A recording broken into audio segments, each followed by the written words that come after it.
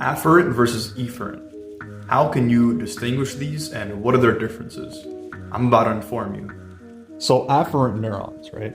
These are going to send information to your brain or your central nervous system. So let me break it down how this happens. So let's say you take your hand and you touch a very hot stove.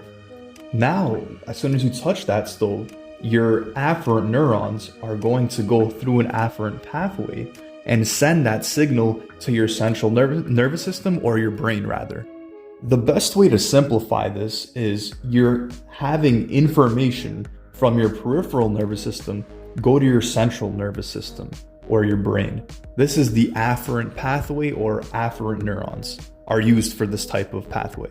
Also, very important to mention that afferent neurons are synonymous with sensory neurons, so they might be used interchangeably on your Mcat and even on other exams that you take in regards to this subject.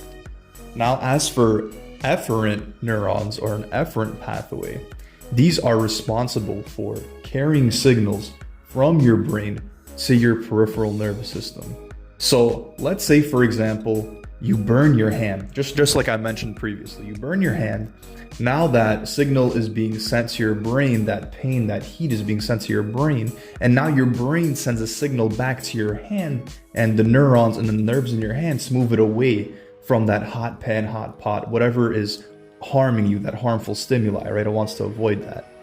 So the best way to simplify the efferent pathway or your efferent neurons is that this is when you have information from your central nervous system or your brain going out to your peripheral nervous system. And also super important to mention that your efferent neurons are also termed as motor neurons. And these, this type of terminology is interchangeable essentially. And lastly, a super important thing to remember, that your afferent neurons or your afferent pathway is synonymous with your dorsal pathway, and your efferent neurons are, or your efferent pathway is going to be synonymous with your ventral pathway. So just remember that, because these can be used interchangeably and it's very confusing when you start throwing in a bunch of words.